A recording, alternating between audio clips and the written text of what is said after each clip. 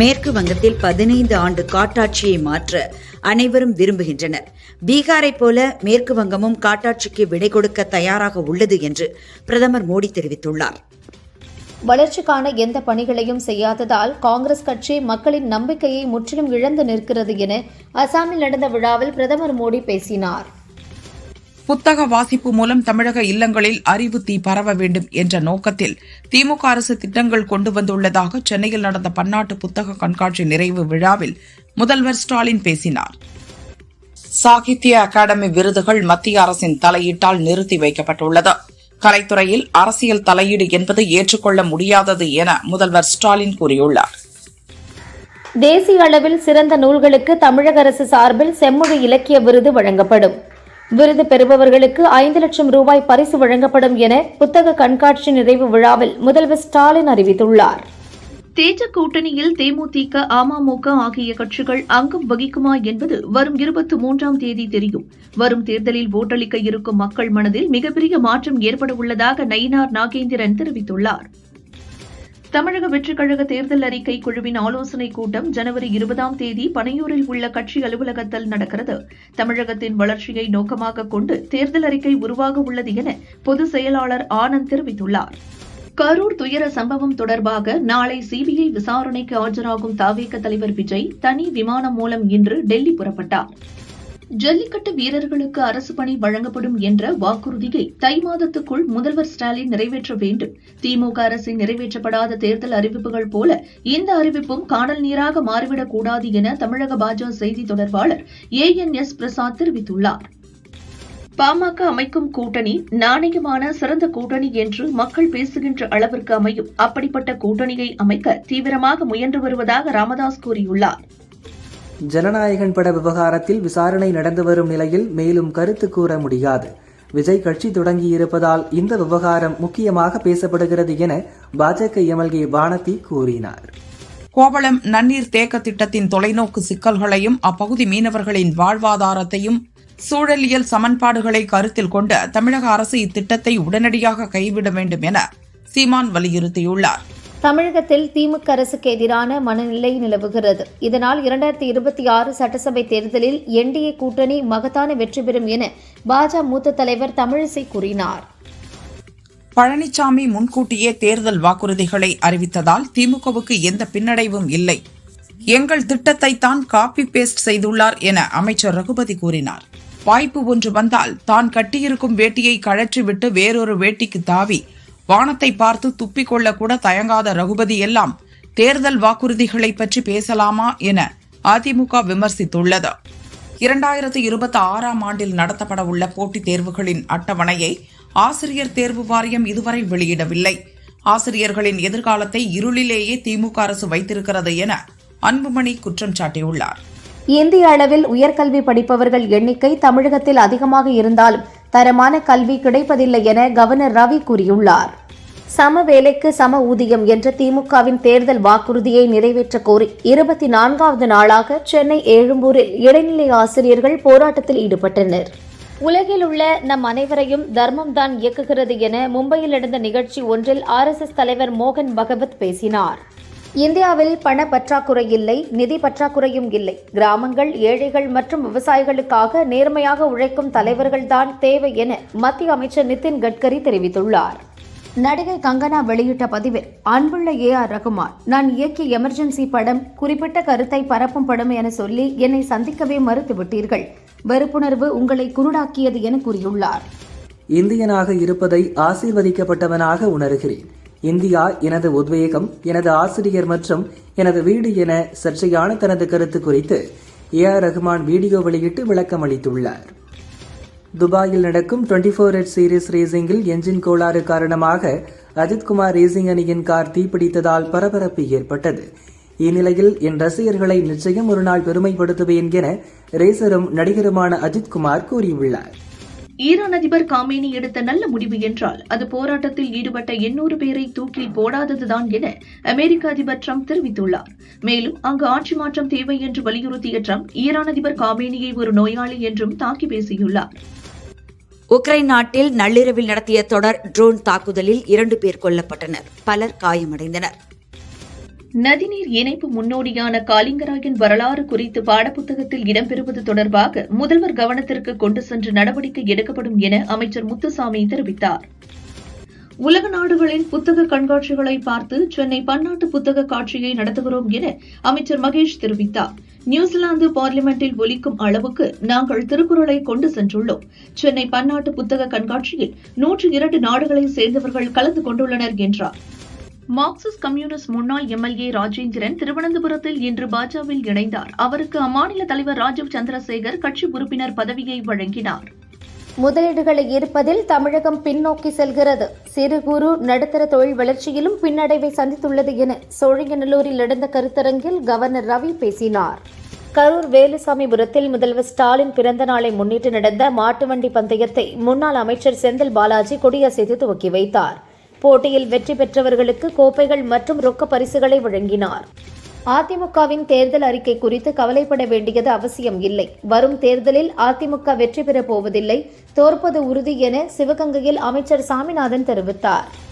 தமிழக அரசு பணியில் அக்னி வீரர்களுக்கு இடஒதுக்கீடு அளிக்க கோரி தமிழக அரசுக்கு மத்திய அரசு கடிதம் அனுப்பியுள்ளது. அதிமுக திட்டங்களுக்கு ஸ்டிக்கர் ஒட்டிவிட்டு காப்பி அடிக்கிறாங்க என்று சிறுபிள்ளைத்தனமாக திமுக அமைச்சர்கள் அழுவதை பார்த்தால் சிரிப்புதான் வருகிறது. நல்லா கதருங்க அமைச்சர் சார்களே, இன்னும் 2 மாசம்தான் என அதிமுக தெரிவித்துள்ளது.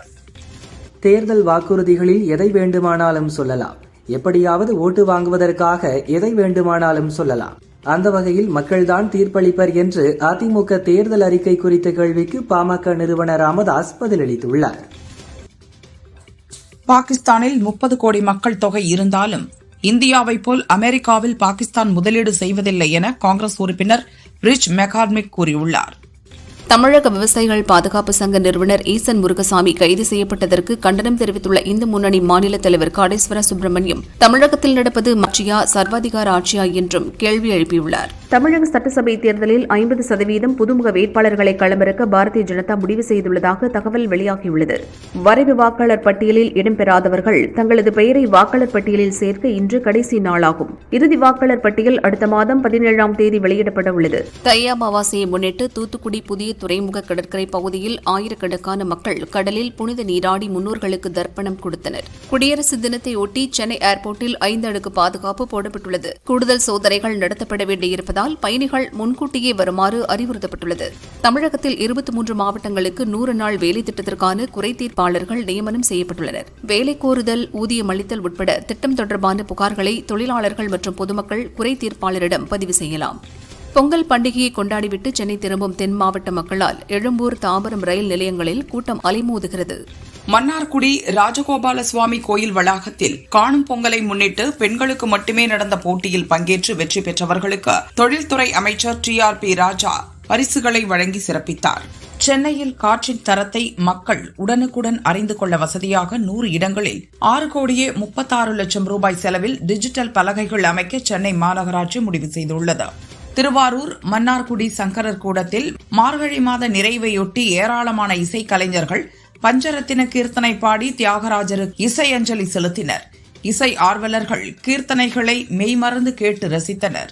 கடலூர் நெல்லிக்குப்பம் நகராட்சியில் பாதுகாப்பு உபகரணங்கள் இன்றி தூய்மை பணியாளர்கள் கழிவுநீர் வாய்க்காலை வெறும் கைகளால் சுத்தம் செய்த வீடியோ வெளியாகி அதிர்ச்சியை ஏற்படுத்தியுள்ளது. தை அமாவாசையை முன்னிட்டு கோவை பேரூர் படித்துறை, கரூர் மாயனூர், காவிரி ஆற்றங்கரை உள்ளிட்ட இடங்களில் ஏராளமான மக்கள் முன்னோர்களுக்கு தர்ப்பணம் செய்தனர். சமஸ்கிருதம், உருது, தமிழ் ஆகிய மொழிகளில் எது மூத்த மொழி என்ற கேள்விக்கு பதிலளித்த பாலிவுட்டின் புகழ்பெற்ற கவிஞர் ஜாவேத் அக்தர், உலகின் மிகவும் பழமையான மூத்த மொழி தமிழ் மொழிதான் என்றார். ஈரோட்டில் நதிநீர் இணைப்பு முன்னோடி காலிங்கராயனின் 7 அடி உயர சிலையை காணொலி மூலம் முதல்வர் ஸ்டாலின் இன்று திறந்து வைத்தார். திருநெல்வேலி மாவட்டத்தில் நாளை முதல் புலிகள் கணக்கெடுப்பு பணிகள் துவங்க உள்ள நிலையில் வன பணியாளர்களுக்கு இன்று பயிற்சி அளிக்கப்பட்டது. கோவை மருதமலை பஸ் ஸ்டாண்டிற்குள் திடீரென நுழைந்த ஒற்றை யானையை கண்ட வியாபாரிகள் மற்றும் பொதுமக்கள் அதிர்ச்சியடைந்தனர். வனத்துறையினர் சைரன் எழுப்பினர். அரை மணி நேர போராட்டத்திற்கு பின் யானையை வனத்திற்குள் விரட்டினர். திருவள்ளூர் மாவட்டம் பிஞ்சிவாக்கம் கிராமத்தில் உள்ள கூவம் ஆற்றில் 50 சாமி கற்சிலைகள் கண்டெடுக்கப்பட்டன. வருவாய்த்துறையினர் மீட்டு ஆய்வு செய்வதற்காக கொண்டு சென்றனர். தமிழகத்தில் வரும் 22ஆம் தேதி வரை வறண்ட வானிலையும் 23 மற்றும் 24ஆம் தேதிகளில் கடலோர தமிழகத்தில் லேசானது முதல் மிதமான மழை பெய்யக்கூடும் எனவும் சென்னை வானிலை மையம் தெரிவித்துள்ளது. தொடர் விடுமுறை காரணமாக கன்னியாகுமரியில் விவேகானந்தர் நினைவு மண்டபம், திருவள்ளுவர் சிலை மற்றும் கண்ணாடி பாலம் உள்ளிட்ட இடங்களில் இதுவரை 56,609 சுற்றுலா பயணிகள் படகில் சென்று பார்வையிட்டுள்ளதாக மாவட்ட நிர்வாகம் தெரிவித்துள்ளது. பூம்புகார் காவிரி சங்கமத்துறையில் தை அமாவாசையை முன்னிட்டு தந்தைக்கு திதி கொடுக்க வந்த தஞ்சையைச் சேர்ந்த முருகானந்தம் என்ற விவசாயி கடலில் மூழ்கி பலியானார். சம்பவம் குறித்து போலீஸ் விசாரணை நடக்கிறது. ஆம்னி பஸ் கட்டணம் 3 மடங்கு உயர்ந்துள்ளதால் பொங்கல் முடிந்து சென்னை உள்ளிட்ட வெளியூர் செல்லும் மக்கள் கடும் அவதியடைந்துள்ளனர். நாகர்கோவிலிருந்து சென்னை செல்ல ரூபாய் 2,500 முதல் ரூபாய் 5,900 வரை கட்டணம் நிர்ணயம் செய்யப்பட்டுள்ளது. சென்னை போரூரிலிருந்து திருப்பத்தூர் அருகே ஏலகிரி மலைக்கு குடும்பத்துடன் சுற்றுலா சென்ற மகேஷ் என்பவர் மாரடைப்பால் இறந்தார். சுற்றுலா வந்த இடத்தில் தொழிலதிபர் உயிரிழந்த சம்பவம் சோகத்தை ஏற்படுத்தியுள்ளது. தஞ்சை பேராவூரணியில் பொங்கல் விளையாட்டு விழாவில் நடத்தப்பட்ட நீச்சல் போட்டியில் மணிகண்டன் என்பவர் சேற்றில் சிக்கி தண்ணீரில் மூழ்கி இறந்தார். முறையான பாதுகாப்பு ஏற்பாடுகள் மற்றும் குளத்தின் தன்மை ஆகியவற்றை ஆய்வு செய்யாமல் நீச்சல் போட்டி நடத்தியதாக குற்றச்சாட்டு எழுந்துள்ளது. விசாரணை நடக்கிறது. இந்திய அளவில் உயர்கல்வி சேருபவர்கள் எண்ணிக்கை தமிழகத்தில் அதிகமாக இருந்தாலும் இங்கு தரமான கல்வி கிடைப்பதில்லை என சென்னையில் நடந்த ஐஐடி கருத்தரங்கில் கவர்னர் ஆர்.என். ரவி பேசினார். வேலூர் அடுத்த கோவிந்தரெட்டிப்பாளையம் கிராமத்தில் நடந்த மாடுவிடும் திருவிழாவில் 100க்கும் மேற்பட்ட காளைகள் சீறி பாய்ந்தன. இதில் திருவண்ணாமலையைச் சேர்ந்த திலகர் என்ற முதியவர் மாடு முட்டி பலியானார். சென்னை நோக்கி வந்த ஜெய்ப்பூர் எக்ஸ்பிரஸ் ரயிலில் 17 வயது சிறுமியிடம் பாலியல் சீண்டலில் ஈடுபட்ட சஜித் அஜாம் என்ற வடமாநில நபரை பிடித்து சக பயணிகள் தர்மஅடி கொடுத்தனர். போலீசை பார்த்ததும் ரயிலில் இருந்து குதித்து அவர் எஸ்கேப் ஆனார். திருச்சி மாவட்டம் தேவானூர் புதூர் கிராமத்தைச் சேர்ந்தவர் கார்த்திக் ராஜா. காணும் பொங்கலையொட்டி நடந்த விளையாட்டுப் போட்டியின் போது ஏற்பட்ட தகராறில் குத்திக் கொல்லப்பட்டார். தலைமறைவான சக்திவேல், தினேஷ்குமார் ஆகியோரை போலீசார் தேடுகின்றனர். டெல்லியில் வாக்காளர் பட்டியலில் பெயர் சேர்க்க அவகாசம் நிறைவடைந்த நிலையில் இதுவரை 13 லட்சம் பேர் விண்ணப்பித்துள்ளனர். வரைவு வாக்காளர் பட்டியலில் ஆட்சேபனை குறித்த படிவம் 7ஐ 35,646 பேர் சமர்ப்பித்துள்ளனர். உத்தரப்பிரதேசம் பிரயாக்ராஜில் நடக்கும் மகாமேளாவில் தை அமாவாசையை முன்னிட்டு திரிவேணி சங்கமத்தில் இன்று ஒரே நாளில் சுமார் 3 கோடிக்கும் அதிகமான பக்தர்கள் புனித நீராடியுள்ளனர். மகாராஷ்டிராவின் நாக்பூரில் கட்டப்பட்டுள்ள வெடிமருந்து தொழிற்சாலையை மத்திய பாதுகாப்புத்துறை அமைச்சர் ராஜ்நாத் சிங் திறந்து வைத்தார். டெல்லியிலிருந்து பாக்டோக்ராவுக்கு புறப்பட்டு சென்ற இண்டிகோ விமானத்திற்கு நடுவானில் வெடிகுண்டு மிரட்டல் விடுக்கப்பட்டதால் விமானம் லக்னோவில் அவசரமாக தரையிறக்கப்பட்டது. சோதனையில் மிரட்டல் வெறும் புரளி என உறுதியானது. மகாபலிபுரத்தில் ஒரே கல்லால் செதுக்கப்பட்ட உலகின் மிகப்பெரிய சிவலிங்கம் பீகாரின் வேத மந்திரங்கள் முழங்க நிறுவப்பட்டது. 33 அடி உயரமும் 210 டன் எடையும் கொண்ட இந்த சிவலிங்கம் மோதிஹரியில் கட்டப்பட்டு வரும் விராட் ராமாயண கோயிலில் அமைக்கப்பட்டது. கேரளாவில் எஸ்ஐஆர் பணிகளுக்கு பின் வெளியான வரைவு வாக்காளர் பட்டியலில் அம்மாநில தலைமை தேர்தல் அதிகாரி ரத்தன் கேல்கர் மற்றும் அவரது குடும்பத்தினர் பெயர் நீக்கப்பட்டிருந்தது. தற்பொழுது தங்களது பெயரை சேர்க்க ரத்தன் கேல்கர் விண்ணப்பம் அளித்துள்ளார். ஓசூர் பகுதி இந்துஸ்தான் ஏரோநாட்டிக்கல் லிமிடெட் கட்டுப்பாட்டின் கீழ் வருவதால் பயணிகள் பொது விமான போக்குவரத்துக்கான வான்வெளி தடைகளை காரணம் காட்டி ஓசூர் ஏர்போர்ட் திட்டத்துக்கான தமிழக அரசின் உத்தேச திட்டத்தை மத்திய பாதுகாப்பு அமைச்சகம் மீண்டும் நிராகரித்துள்ளது. காசி தமிழ் சங்கமத்தில் பங்கேற்ற நாமக்கல் இளைஞர் பிரகாஷ் பழனிவேல் அங்கு கிடைத்த அனுபவங்களை பிரதமர் மோடிக்கு கடிதமாக எழுதினார். இதை பார்த்த மோடி, பிரகாஷ் பழனிவேலின் நேர்மையான கருத்துகள் எனது இதயத்தை தொட்டதாக தெரிவித்துள்ளார். பெங்களூரு சின்னசாமி மைதானத்தில் ஐபிஎல் மற்றும் ஐசிசி போட்டிகளை நடத்த கர்நாடக அரசு அனுமதி அளித்துள்ளது. விதிமுறைகள் மற்றும் நிபந்தனைகளை முறையாக பின்பற்ற வேண்டும் என்றும் உத்தரவிட்டுள்ளது. இண்டிகோ விமான நிறுவனம் கடந்த டிசம்பர் மாதத்தில் 2,500க்கும் மேற்பட்ட விமானங்களை ரத்து செய்தது தொடர்பாக அந்நிறுவனத்திற்கு 22 கோடி ரூபாய் அபராதம் விதிக்கப்பட்டுள்ளது. திருப்பதி, திருமலை, ஏழுமலையானை ஏப்ரல் மாதம் தரிசிப்பதற்கான பல்வேறு சேவை டிக்கெட்டுகள் நாளை முதல் ஆன்லைனில் வெளியாக இருப்பதாக கோயில் தேவஸ்தானம் தெரிவித்துள்ளது. பொள்ளாச்சி ஆனைமலை மாசாணி அம்மன் கோயில் குண்டம் திருவிழா கொடியேற்றத்துடன் துவங்கியது. குண்டம் திருவிழாவின் முக்கிய நிகழ்வான மயான பூஜை வரும் 31ஆம் தேதியும், தீமிதி திருவிழா பிப்ரவரி 3ஆம் தேதியும் நடைபெறுகிறது. பொங்கல் பண்டிகை மற்றும் தொடர் விடுமுறை காரணமாக திருப்பதி ஏழுமலையான் கோயில் பக்தர்கள் கூட்டத்தால் அலைமோதுகிறது. இலவச தரிசனத்துக்கு 24 மணி நேரம் காத்திருந்தனர். தை அமாவாசையை ஒட்டி மயிலாடுதுறை அருகே பூம்புகார் காவிரி ஆறு கடல் சங்கமிக்கும் சங்கமத்துறையில் ஆயிரக்கணக்கானோர் புனித நீராடி தங்களின் முன்னோர்களுக்கு தர்ப்பணம் கொடுத்து வழிபட்டனர். ஜனவரி 20ஆம் தேதி சபரிமலை கோயிலின் நடை சாத்தப்பட உள்ள நிலையில் நாளை வரை மட்டுமே பக்தர்கள் தரிசனம் செய்ய அனுமதி அளிக்கப்பட்டுள்ளது. விழுப்புரம் மேல்மலையனூர் அங்காளம்மன் கோயிலில் தை அமாவாசையை முன்னிட்டு உற்சவர் அங்காளம்மன் ஸ்ரீ ராஜராஜேஸ்வரி அம்மன் அலங்காரத்தில் பக்தர்களுக்கு அருள் பாலித்தார். இரவு ஊஞ்சல் உற்சவம் நடைபெறுகிறது. தலைவர் தம்பி தலைமையில் திரைப்படம் வெற்றியடைந்ததைத் தொடர்ந்து நடிகர் ஜீவா, இயக்குநர் நிதிஷ் சகாதேவ் ஆகியோர் திருச்செந்தூர் முருகன் கோயிலில் சாமி தரிசனம் செய்தனர். முருகனின் வரலாறு பெருமை பேசும் படத்தில் விரைவில் நடிப்பேன் என ஜீவா கூறினார். ராமேஸ்வரம் அக்னி தீர்த்த கடலில் தை அமாவாசையை முன்னிட்டு ஏராளமானோர் கடலில் புனித நீராடி முன்னோர்களுக்கு தர்ப்பணம் கொடுத்து வழிபட்டனர். தை அமாவாசையை முன்னிட்டு திருச்செந்தூர், திருச்சி அம்மா மண்டபம் படித்துறை, பவானி கூடுதுறை, ஒகேனக்கல் காவிரி ஆறு ஆகிய இடங்களில் பொதுமக்கள் தங்கள் முன்னோர்களுக்கு தர்ப்பணம் கொடுத்து வழிபாடு நடத்தினர். இந்தோனேஷியா மீன்வள அமைச்சகத்தின் ரோந்து விமானம் விபத்துக்குள்ளானதில் 11 பேர் பலியானார்கள். சிரியாவில் அமெரிக்க படைகள் திடீர் தாக்குதல் நடத்தியது. இதில் ISIS பயங்கரவாத இயக்கத்துடன் தொடர்பில் இருந்த அல்-கொய்தா முக்கிய தலைவன் பிலால் ஹசன் அல் ஜாசிம் கொல்லப்பட்டதாக அமெரிக்கா தெரிவித்துள்ளது. அமெரிக்க அதிபர் டிரம்ப் காசா அமைதி வாரியம் அமைத்ததற்கு இஸ்ரேல் பிரதமர் பெஞ்சமின் நெதன்யாகு கடும் எதிர்ப்பு தெரிவித்துள்ளார். எங்கள் கொள்கைக்கு முரணானது என்றும் கூறியுள்ளார். கிரீன்லாந்தை கையகப்படுத்துவது தொடர்பாக ஐரோப்பிய நாடுகளுக்கு 10% வரி விதித்த அமெரிக்க அதிபர் டிரம்பின் முடிவுக்கு பிரான்ஸ் பிரதமர் இமானுவேல் மேக்ரான், பிரிட்டன் பிரதமர் கீர் ஸ்டார்மர் ஆகியோர் எதிர்ப்பு தெரிவித்துள்ளனர். அரசியல் வெற்றிடத்தை பயங்கரவாதத்தால் நிரப்புவதன் மூலம் வங்கதேசத்தை முகமது யூனுஸ் குழப்பத்தில் தள்ளிவிடுகிறார் என முன்னாள் பிரதமர் ஷேக் ஹசீனா கூறியுள்ளார். இந்தியா பாகிஸ்தான் போரை நிறுத்தியதன் மூலம் 1 கோடி மக்களை நான் காப்பாற்றியதாக பாகிஸ்தான் பிரதமர் ஷெபாஸ் ஷெரீப் பாராட்டியது எனக்கு கிடைத்த சிறந்த கௌரவம் என அமெரிக்க அதிபர் டிரம்ப் பெருமிதம் தெரிவித்துள்ளார்.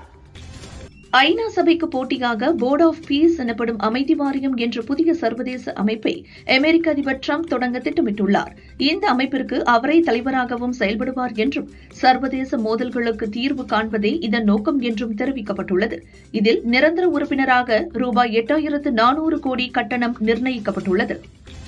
பாகிஸ்தான் கராச்சியில் உள்ள பிரபல வணிக வளாகத்தில் மின்கசிவு காரணமாக ஏற்பட்ட தீ விபத்தில் பலியானோர் எண்ணிக்கை 6ஆக அதிகரித்துள்ளது. தீயணைப்புத் துறையினர் 20 பேரை பத்திரமாக மீட்டனர். சம்பவம் குறித்து விசாரணை நடக்கிறது. இந்தியா பாகிஸ்தான் இடையேயான போரை வர்த்தகத்தை காரணம் காட்டி நிறுத்தியதாக வெள்ளை மாளிகையில் பாகிஸ்தான் பிரதமர் ஷெபாஸ் ஷெரீப் உடனான சந்திப்பின் போது அமெரிக்க அதிபர் டிரம்ப் 80வது முறையாக கூறியுள்ளார். இந்தியா நியூசிலாந்து அணிகளுக்கு இடையிலான 3வது ஒருநாள் போட்டியில் டாஸ் வென்ற இந்திய அணியின் கேப்டன் சுப்மன் கில் முதலில் பவுலிங் செய்வதாக அறிவித்தார். உங்களை விட பாரபட்சமும் வெறுப்பும் கொண்ட ஒருவரை நான் சந்தித்ததில்லை என ஷாவா பிரிவினையை ஏற்படுத்தும் படம் என AR ரகுமான் கூறியதற்கு நடிகை கங்கனா ரணாவத் கருத்து தெரிவித்துள்ளார். ஸ்ரீகாந்த் புடிலா இயக்கத்தில் நானி நடிக்கும் தி பாரடைஸ் படத்திற்கு அனிருத் இசையமைக்கிறார். மார்ச் 26இல் ரிலீஸ் ஆகிறது. நாயகியாக கயாடு லோகர், வில்லனாக மோகன் பாபு நடிக்கின்றனர். இப்படத்தில் இடம்பெறும் சிறப்பு பாடலுக்கு நடனமாட நடிகை தமன்னாவிடம் பேச்சு நடத்துகின்றனர். தமன்னா ஏற்கனவே ஜெயிலர் படத்தில் ஒரு பாடலுக்கு நடனமாடியது குறிப்பிடத்தக்கது. ஷிவ்மோகா இயக்கத்தில் கதிர், திவ்ய பாரதி இணைந்து நடிக்கும் படத்திற்கு ஆசை என தலைப்பு வைக்கப்பட்டுள்ளது. மலையாளத்தில் வெளியான இஷ் படத்தின் ரீமேக்காக ரொமான்டிக் த்ரில்லர் வகையில் உருவாகியுள்ள இந்த படம் மார்ச் 6இல் வெளியாகிறது. ஏற்கனவே அஜித் நடிப்பில் 1995இல் வெளிவந்த ஆசை படம் அவருக்கு திருப்பு முனையாக அமைந்தது. இயக்குனர் லோகேஷ் கனகராஜ் சூர்யாவை வைத்து இரும்பு கை மாயாவி எனும் படத்தை இயக்கவுள்ளதாக பல ஆண்டுக்கு முன் அறிவித்தும் முன்னேற்றம் இல்லை. இதுதான் தனது கனவு படம் என குறிப்பிடும் லோகேஷ் தற்போது அல்லு அர்ஜுனின் 23வது படத்தை இயக்க உள்ளார். இது சூர்யாவுக்கு சொன்ன இரும்பு கை மாயாவி படம்தான் அல்லு அர்ஜுனுக்கு கைமாறியது என்றும் சொல்லப்படுகிறது. விரைவில் தெரியவரும். நடிகர் கவின் தனது 9வது படமாக அறிமுக இயக்குனர் கென் ராய்சன் இயக்கும் படத்தில் நடித்து வருகிறார். பிரியங்கா மோகன் ஹீரோயினாக நடிக்கிறார். காதல் காமெடி கலந்த கதையில் உருவாகியுள்ள இந்த படத்தில் கவினின் நண்பரும் நடன இயக்குனருமான சாண்டி இணைந்துள்ளார். இவர் மலையாளத்தில் வெளியான லோகா படத்தில் வில்லனாக நடித்திருந்தார். அட்லி இயக்கத்தில் விஜய், சமந்தா நடித்து 2016இல் வெளிவந்த படம் தெரி. இப்படத்தை ஜனவரி 15இல் பொங்கலுக்கு ரீரிலீஸ் செய்வதாக தயாரிப்பாளர் தானு அறிவித்திருந்தார். பின்னர் புதிய படங்களுக்கு வழிவிட்டு ரிலீஸை ஒத்திவைத்தார். தற்போது ஜனவரி 23இல் தெரி ரீரிலீஸ் ஆகும் என அறிவித்துள்ளார். அதே நாளில் வெங்கட் பிரபு இயக்கத்தில் அஜித்தின் 50வது படமான மங்காத்தா படமும் ரீரிலீஸ் ஆகிறது. 2023 துணிவு, வாரிசு படங்களுக்கு பிறகு இருவரின் படங்கள் இப்போது ரீரிலீஸில் மோதுகின்றன. நடிகர் தனுஷ், நடிகை மிருணால் தாக்கூர் இருவரும் காதலிப்பதாகவும் February 14 திருமணம் செய்ய உள்ளதாகவும் செய்திகள் வெளியானது. இதுபோன்ற கிசுகிசுகளுக்கு பதிலளிக்கும் விதமாக ஆயுத எழுத்து படத்தில் காதலர்கள் சித்தார்த், த்ரிஷா ஜாலியாக ஆடிப்பாடும் யாக்கை திரி பாடலை தான் படகில் செல்லும் வீடியோவுக்கு எடிட் செய்து பகிர்ந்துள்ளார்.